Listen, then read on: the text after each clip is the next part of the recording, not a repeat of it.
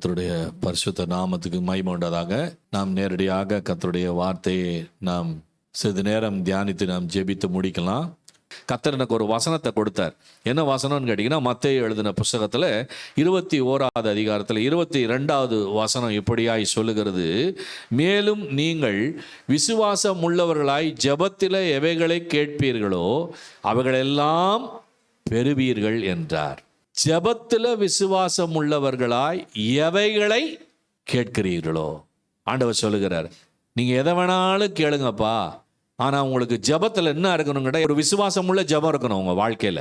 அப்போஸ்தலர் 2வது அதிகாரத்தில் 38வது வசனத்தை நீங்கள் வாசிங்க சொன்னால், பேதுரு அவர்களை நோக்கி, நீங்கள் மனம் திரும்பி ஒவ்வொருவரும் பாவ மன்னிப்புக்கென்று இயேசு கிறிஸ்துவின் நாமத்தினாலே ஞானஸ்நானம் பெற்றுக்கொள்ளுங்கள், அப்பொழுது பரிசுத்த ஆவியின் வரத்தை நீங்கள் ஒன்று செஞ்சீங்கன்னா, இங்கே போட்டிருக்கு என்ன செய்யணும். பேதுரு சொல்கிறாரு, அவங்கள பார்த்து என்ன சொல்கிறாருன்னு கேட்டிங்கன்னா, ஃபஸ்ட்டு மனம் திரும்பணும். நம்மளாம் நினச்சிட்டோம்னா ஒரு பெரிய மதத்தில் போய் சேர்ந்துட்டோம். கிறிஸ்தவ மதத்தில், மதம் என்பது மனிதன் உருவாக்கினது, நம்ம மதம் அல்ல. ஆண்டவர் சொல்கிறாரு, மனம் திரும்புங்கள் பரலோக ராஜ்யம். இந்த பேதுரு அதுதான் பார்த்து சொல்கிறாரு, உங்களை என்னையும் பார்த்து இந்த வேத வசனம் சொல்லுது. என்ன சொல்லுதுங்கன்னா, மனம் திரும்பி ஒவ்வொருவரும் பாவ மன்னிப்புக்கென்று யார் நாமத்தினாலே என்ன பெற்றுக்கொள்ளுங்க? ஞானஸ்நானம். ஞானம் பெற்ற பின் ஸ்நானம். இந்த ஞானத்தை எப்படி அடையணும்னு கேட்டிங்கன்னா, நீங்கள் மனம் ஃபஸ்ட்டு திரும்பணும், நீங்களும் நானும். அப்படி திரும்பி பாவ மன்னிப்புக்கென்று, நம்முடைய பாவத்தை போக்க ஒரு உலகத்தில் ஒருத்தர் வந்தார். அவர் தான் இரட்சகராகிய இயேசு கிறிஸ்து. பாருங்கள், நல்லவனுக்காக ஒருவேளை 1000 பேர் மறிக்கலாமா, 1000 பேர் உயிரை கொடுக்க தியாகமாக இருக்கிறான். அவரை மாதிரி நல்லவர் யாருமே இல்லைங்க. அவர் நல்லவராக வாழ்ந்தாருங்க, அப்படி இருந்துட்டு போனாருங்க. அவரே போயிட்டாரு, நான் என்னத்துக்கு இருக்கணும்? ஆனால் பாவிகளுக்காக ஒருத்தர் மறிப்பாரா? அந்த பாவிகளுக்காக ஒருத்தர் மறித்தார் பாருங்க, அவர் தான் இயேசு கிறிஸ்து. அந்த இயேசு கிறிஸ்து தான் சொல்கிறாரு, என்ன சொல்கிறாரு தெரியுமா? என் நாமத்தினாலே நீங்கள் மனம் திரும்பி என்ன எடுக்கணும் தெரியுமா? ஞானஸ்நானம் பெறுவீர்கள் என்று சொன்னால், அப்பொழுது உங்களுக்கு பரிசுத்த ஆவியினுடைய வரத்தை என்ன பண்ணுவீங்க? பெறுவீங்க. அந்த பரிசுத்த ஆவி என்பது ஒரு வரம், கிஃப்ட். அது பணம் கொடுத்தா கிடைக்காது. பேதுரு கூட அந்த கூட்டத்தை நடப்பி பரிசுத்த ஆவியினால் நடத்தப்பட்ட போது அங்கே ஒருத்தன் வந்து சொல்கிறான், இது எவ்வளோ கொடுத்தா எனக்கு இந்த பரிசுத்த ஆவி என்ன பண்ணும்? வரும். அப்போ தான் சொல்கிறார், உன் பணம் உன்னோடு கூட நாசமாய் போக கடவுதுன்னாரு. பணத்தை கொடுத்து பரிசுத்த ஆவியை ஒரு நாள் என்ன பண்ண முடியாது? விலைக்கு வாங்க முடியாது. அதனால தான் இயேசு கிறிஸ்து சொல்கிறாரு, ஒருவன் ஜலத்தினாலும் ஆவியினாலும் பிறவிட்டால் எங்கே பிரவேசிக்க முடியாதான்? அப்போ பரலோக ராஜ்யத்துக்கு போகிறதுக்கு ஒரு டிக்கெட் வச்சுருக்கணும் கையில். இது வெறும் டிக்கெட் தான், ரிசர்வேஷன் பண்ண மாதிரி. இப்போ ஒரு வெளிநாட்டுக்கு போகிறீங்க, ஒரு ஃப்ளைட்டில் போகிறீங்க, அல்லது வெளி ஊருக்கு போகிறீங்க, ட்ரெயினில் போகிறீங்க, பஸ்ஸில் போகிறீங்கன்னா முன்னதாகவே என்ன பண்ணுறோம்? ரிசர்வேஷன் பண்ணிக்கிறோம். என் சீட்டு இது தான், கன்ஃபார்ம் பண்ணிக்கிறேன். நான் போய் உக்காந்தேன்னா யாரும் அதில் என்ன பண்ண முடியாது? உட்கார முடியாது. அந்த மாதிரி தான் பரலோக ராஜ்யத்துக்கு போகிறதுக்கு ஒரு டிக்கெட். ஒருவன் ஜலத்தினாலும் ஆவியினாலும் பிறவாவிட்டால் அவன் தேவனுடைய ராஜ்யத்தில் என்ன பண்ண முடியாது? பிரவேசிக்கவே முடியாது. அப்போ இந்த பரிசுத்த ஆவி என்பது என்னன்னு கேட்டிங்கன்னா, ஒரு வரம். இதை நீங்கள் செஞ்சீங்கன்னா கர்த்தர் உங்களுக்கு அந்த கிஃப்ட் என்ன பண்ணுவாருங்க? கொடுப்பார்.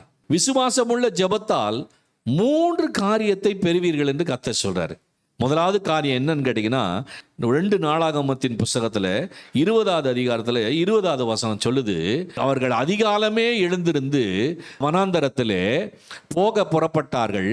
புறப்பட்டு போகையில் யோசபாத் நின்று, யூதாவே எருசலேமின் குடிகளே கேளுங்கள், உங்கள் தேவனாகிய கர்த்தரை துதியுங்கள், அப்பொழுது என்ன பண்ணுவீர்கள்?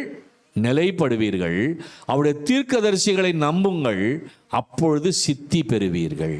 சில வேளை திக்குமுக்க ஆட வச்சிருவார் ஆண்டவர். என்ன செய்யறது? நாளைய குறித்து. அதனால தான் கர்த்தர் சொன்ன, நாளைய குறித்து என்ன பண்ணாதீங்க?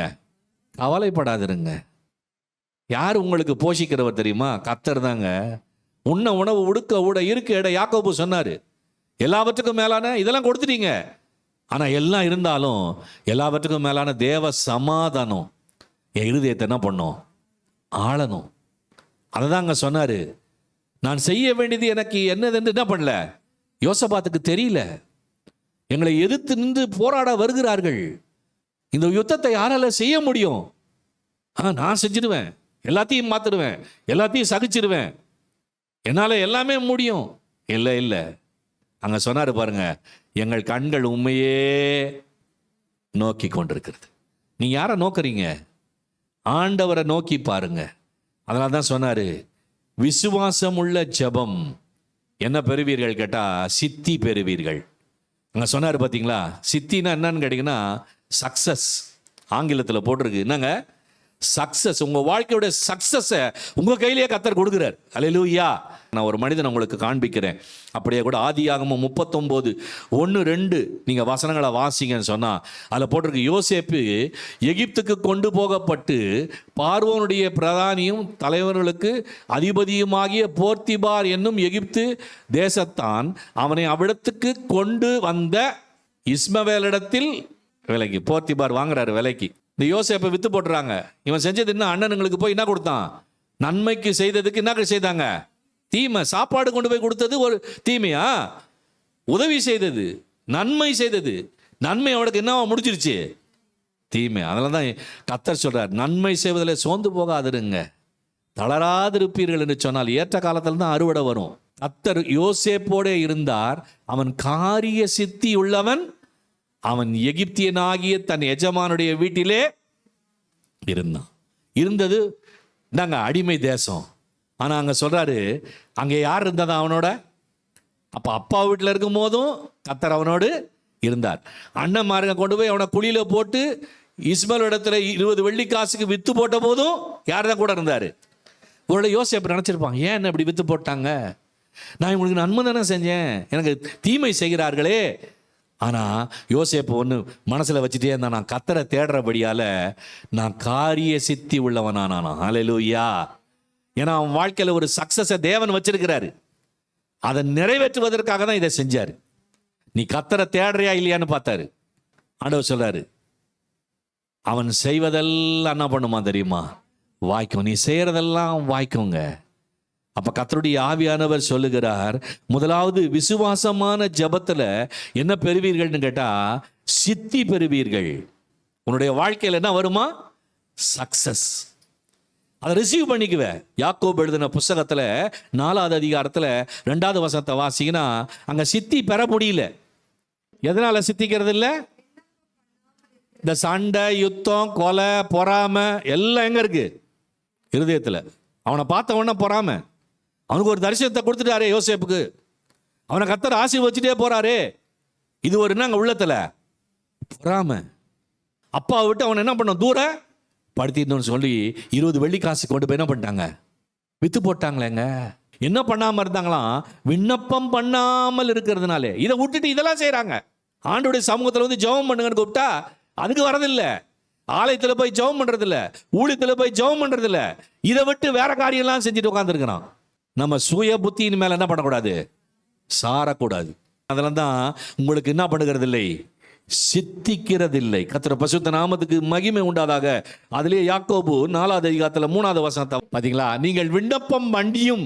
சில பேர் ஜெபம் பண்றாங்க, வராங்க, திங்கக்கிழமை வருவாங்க, வியாழக்கிழமை வருவாங்க. ஆனா விண்ணப்பம் பண்ணியும் மனுஷன் அவனவன் தன் இச்சைகளினாலே இழுப்புண்டு சோதிக்கப்படுறான். அப்புறம் கர்த்தர் என்னை சோதிக்கிறார். அப்படி என்ன பண்ணக்கூடாது, ஆண்டவர் சோதிக்கிறவல்ல, நம்ம இச்சை தான். அங்கே போட்டிருக்கு பாருங்க, உங்கள் இச்சைகளை நிறைவேற்றும்படி செலவழிக்க வேண்டும் என்று தகாத விதமாய் விண்ணப்பம் பண்ணுறீங்க. அப்படின்னா என்ன அர்த்தம்னு கேட்டீங்கன்னா, நம்ம இச்சையில் அவனை அழிச்சு போடுற ஆண்டவரே, அவனை கொன்னுடு ஆண்டவரே, இப்படி தானே ஜெபம் பண்ணுறாங்க. அப்படி ஜெபம் பண்ணக்கூடாது. தகாத விதமான ஜெபம் நமக்குள்ள என்ன பண்ணக்கூடாது, இருக்கவே கூடாது. அதை விரும்பவே மாட்டார். அதனால தான் யோசபாத்து கூட சொன்னா பாருங்க, என்னை துரத்தி விட வருகிறார்கள், நான் நன்மைக்கு என்ன செய்கிறாங்க, தீமை செய்கிறாங்க. செய்யட்டும்பா, ஆனா நீ ஒன்று, என்னுடைய கண்கள் உண்மையை என்ன பண்ணிருக்கு, நோக்கி கொண்டிருக்கிறது. நீங்க யாரை நோக்கி கொண்டிருக்கீங்க? கர்த்தரையே நோக்கிட்டு உட்காந்துருங்க, சித்தி பெறுவீர்கள். உங்களுடைய வாழ்க்கையில் இந்த விசுவாசம் உள்ள ஜெபம் உங்களை என்ன பெற வைக்கும்னு கேட்டீங்கன்னா, சித்தி பெற வைக்கும். ஹல்லேலூயா. 2வது தானியேல் எழுதின புஸ்தகத்தில் 2வது அதிகாரத்தில் ஆண்டவராகிய தேவன் 6வது வசனத்தை நீங்கள் வாசிங்கன்னா, சொப்பனத்தையும் அதன் அர்த்தத்தையும் தெரிந்து கொண்டீர்களாகில் என்னிடத்தில் வெகுமதிகளையும் பரிசுகளையும் மிகுந்த கனத்தையும் பெறுவீர்கள். இது யார் சொல்றாருன்னு கேட்டீங்கன்னா, நேபுகாத்நேச்சர் ஒரு சொப்பனம் காண்றாரு ராத்திரி. கண்டதனுடைய அர்த்தம் அவருக்கு என்ன பண்ணல, தெரியல. அதனால அங்க உள்ள எல்லாரையும் கூப்பிடுறாரு. கூப்பிட்டு என்ன பண்றாருன்னு கேட்டீங்கன்னா, இதனுடைய அர்த்தத்தை நீங்க என்ன பண்ணணும், சொல்லணும். நீங்க அப்படி சொல்லி எனக்கு அது விளங்கிருச்சுன்னு சொன்னா நான் உங்களுக்கு என்ன தருவேன் தெரியுமா? வெகுமதிகளையும் பரிசுகளையும் மிகுந்த கனத்தையும் பெறுவீர்கள். அப்ப ஆண்டவர் இரண்டாவது காரியமா கர்த்தர் நமக்கு சொல்றாரு, விசுவாசம் உள்ள ஜெபத்தில் மிகுந்த கனத்தை என்ன பண்ணுவீங்க, பெறுவீர்கள். உங்களுக்கு ஒரு கனம் இருக்குது, அது யாரால கிடைக்கும்னு கேட்டீங்கன்னா கர்த்தரால தான். அதனால தான் இயேசு சொல்லிட்டு போனாரு, என்னை கனம் பண்ணுவர்களே நான் கனம் பண்ண. இந்த வசனத்தில் என்னெல்லாம் சொல்லியிருக்காரோ அதை நீங்க விசுவாசித்து நீங்க கனம் பண்ணீங்கன்னு சொன்னா உங்களை ஆண்டவர் என்ன பண்ணுவாரு, நம்மளை கனம் பண்ணுவார். எத்தனை பேர் விசுவாசிக்கிறீங்க? அப்ப முதலாவது ஆண்டவர் விசுவாசமுள்ள ஜபத்துல சித்தி பெறுவீர்கள். ரெண்டாவது விசுவாசமுள்ள ஒரு ஜபத்துல மிகுந்த கனத்தை என்ன பண்ணுவீங்க, பெறுவீர்கள். ஏசாயா 43:4 நீங்க வாசிங்கன்னா அதுல போட்டிருக்கு, நீ என் பார்வைக்கு, யார் பார்வைக்கு? கர்த்தருடைய பார்வை. உங்களை எத்தனை கண்கள் இந்த உலகத்துல பார்க்கலாம், எத்தனை கண்கள் பார்த்தாலும் ஒரு கண்ணு உன்னை நோக்கி பார்த்து கொண்டே இருக்கு. அது உலகம் முழுவதும் சுற்றி திரிந்து கொண்டிருக்குதான். இந்த உலகத்தில் உள்ள எத்தனை கண்கள் உங்களை பார்த்தாலும் உங்க தோற்றத்தை பார்க்கும், உங்க பேச்சை பார்க்கும், உங்க செயலை பார்க்கும். ஆனா ஒருத்தர் எதை பார்த்துட்டு இருக்கிறார் தெரியுமா? இந்த உலகத்துல அவர் பாருங்க, நீ என் பார்வைக்கு அருமையா இருக்கிறியான்னு பார்க்கறாரு. எத்தனை பேர் விசுவாசிக்கிறீங்க? அவர் பார்வைக்கு மாத்திரம் நீ அருமையா இருந்துட்டேன்னு சொன்னா என்ன பெற்றுருவ? கனம். ஏன் தெரியுமா? இந்த கனத்தை யாருக்கு வச்சா தெரியுமா? மிருகங்களுக்கு வைக்கல, பறவைகளுக்கு வைக்கல. இந்த கனத்தை யாருக்கு வச்சா தெரியுமா? தேவ தூதர்களுக்கு கூட வைக்கலீங்களாங்க. யாருக்கு வச்சாரா தெரியுமா? வாசி பாருங்க, அப்படியே வேத புஸ்தகத்துல, அப்படியே சங்கீதம் எழுதின புஸ்தகத்துல 8வது அதிகாரத்துல 5வது வசனம் சொல்லுகிறது, அப்படியே கூட நீர் அவனை தேவ தூதரிலும் சற்று, நம்ம ரொம்ப தேவ தூதரிலும் சற்று சிறியவனாங்க தான், ஆனா மகிமையினாலும் கனத்தினாலும் அவன் யாருன்னு கேட்டீங்கன்னா அந்த மனுஷர்களாகிய உங்களையும் என்னையும் மகிமையினாலும் கனத்தினாலும் என்ன பண்ணியிருக்கிறாராம். எத்தனை பேர் விசுவாசிக்கிறீங்க? ரோமர் எழுதின புஸ்தகத்துல 2வது அதிகாரத்துல 10வது வசனம் சொல்லுது, முன்பு யூதரிலும் பின்பு கிரேக்கரிலும் எவன் நன்மை செய்கிறானோ அவனுக்கு மகிமையும் கனமும். பாத்தீங்களா? மகிமையும் கிடைக்குமா, ரெண்டாவதுனா கிடைக்குமா, கனமும் கிடைக்குமா, மூணாவதுனா கிடைக்குமா, சமாதானமும் கிடைக்குமா. அதனால்தான் இயேசு நன்மை செய்கிறவராகவே சுற்றி திரிந்தார். எதுக்காக இயேசு சுற்றி திரிந்தார் தெரியுமா? 3.5 வருஷம் தாங்க ஊழியம் செஞ்சாரு. இந்த உலகம் முழுதும் பிரஸ்தாபமானதுக்கு காரணம் என்னன்னு கேட்டீங்கன்னா, நன்மை செய்கிறவராகவே சுற்றி திரிந்தார். அப்ப ஆண்டவராகிய தேவன், நீ ஜெபிக்கிறேன்னு சொல்ற பார், அந்த ஜெபத்துல விசுவாசம் உள்ள ஒரு ஜெபத்துல மிகுந்த கனத்தை பெறுவ. 3வது காரியமா கர்த்தர் சொல்லுகிறாரு, இந்த விசுவாசமுள்ள ஜெபத்துல என்ன பெறுவீர்கள் என்று சொன்னால் 1 பேதுரு 5வது அதிகாரத்துல 4வது வசனம் சொல்லுகிறது. அப்படியே நாம் வாசிப்போம். அப்படி செய்தால் பிரதான மேய்ப்பர் வெளிப்படும் போது மகிமையுள்ள வாடாத கிரீடத்தை எதை பெறுவீங்க? மகிமையுள்ள வாடாத கிரீடம். உலகத்துல வாடி போற கிரீடம்லாம் பாக்குறீங்க. எல்லா கிரீடமும் எவ்வளோன்னு கேட்டீங்கன்னா 5 வருஷம் 10 வருஷம் தான் கிரீடம். தலையில் வச்சுட்டு அப்புறம் எடுத்துருவாங்க. கல்யாணத்தை அப்போ கூட மணவாட்டிக்கெல்லாம் ஒரு கிரீடம் வைப்பாங்க, சும்மா ஆர்டிஃபிஷியல் கிரீடம் இல்லைங்களா? அது ஒரு நாளைக்கு தான். இந்த உலகத்தில் நிறைய மேய்ப்பர்கள் இருக்கிறாங்க, ஆனால் ஒரு மேய்ப்பர் சீக்கிரமாக வர போறார். அவர் தான் யார் தெரியுமா? கர்த்தராகிய இயேசு கிறிஸ்து. அவர் வெளிப்படும் போது வாடாத கிரீடத்தை என்ன பண்ணுவீங்களா தெரியுமா? பெறுவீர்கள் என்று கர்த்தர் சொல்லுகிறார். அல்லேலூயா. எத்தனை பேர் விசுவாசிக்கிறீங்க? இந்த வாடாத கிரீடத்தை குறித்து நான் வாசித்த போது கர்த்தர் பரிசுத்த நாமத்துக்கு மகிமை உண்டதாக ஆண்டவர் பாருங்க, பிலிப்பியர் எழுதின புஸ்தகத்துல 4வது அதிகாரத்துல 1வது வசனம் சொல்லுது, பவுல் இப்படியாய் பிலிப்பு பட்டணத்தில் உள்ளவர்களுக்கு எழுதுகிறார். என்ன எழுதுகிறார்னு கேட்டீங்கன்னா, ஆதலால் எனக்கு பிரியமும் வாஞ்சையுமான சகோதரரே, எனக்கு சந்தோஷமும் கிரீடமுமா இருக்கணுமா. நம்ம தலையில வைக்கப்பட்ட கிரீடம் என்ன கிரீடம்னு கேட்டீங்கன்னா, ஒரு அழியாத கிரீடம். அல்லேலூயா. 2வது ஒரு வசனம் சொல்லுது பாருங்க, ஏசாயா 62:3 வாசினா, நீ கர்த்தருடைய கையிலே அலங்காரமான கிரீடம். நீ யார் கையில இருக்க? மறந்துடாத. ஏதோ ஒரு மனிதனுடைய கையில இல்ல. யார் கையில இருக்க தெரியுமா? தேவனுடைய கையில, கர்த்தருடைய கையில. அவருடைய கையில வணையப்பட்ட ஒரு களிமண்ணான பாத்திரம். அந்த பாத்திரத்தை எப்படி வணைய சித்தம் கொண்டிருக்கிறாரோ அதன்படி என்ன பண்ணுவார் ஆண்டவர்? வரைஞ்சு அந்த பாத்திரம் வெறுமையா விட மாட்டாரு, அதை நிரப்புவார். அல்லேலூயா. அதுதான் சொல்ற, நீ கர்த்தருடைய கையில் இருக்க வரைக்கும் எப்படி இருப்ப? அலங்காரமான கிரீடம். மூன்றாவது சொல்லுது பாருங்க, லேவியராகமம் 21:12 வாசித்தீங்கன்னா அதுல போட்டிருக்கு, பரிசுத்த ஸ்தலத்திலிருந்து புறப்படாமலும் தன் தேவனுடைய பரிசுத்த ஸ்தலத்தை பரிசுத்த குறைச்சலாக்காமலும் இருப்பாயாக. அவருடைய தேவனின் அபிஷேக தைலம் என்னும் கீடம் எங்கிறது தான் அவன் மேல இருந்தது. இந்த பரிசுத்த குறைச்சல் ஆக்காதபடி நம்ம மேல என்ன இருக்கணும்னு கேட்டீங்கன்னா, அதில் தான் முதலே சொல்லிட்டார் ஆண்டவர், உனக்கு ஒரு gift கொடுக்குறேன்னு. அதான் பரிசுத்த ஆவி என்கிற வரம். அதுதான் சொன்னார், இந்த அபிஷேகம் என்கிற தைலம் என்கிற கீடம் உன் தலையின் மேல இருக்கிறதே. அல்லேலூயா. அப்ப பாருங்க, ஆண்டவராகிய தேவன் என்ன சொல்றாரு, அபிஷேகம் என்னும் ஜீவ கிரீடம்.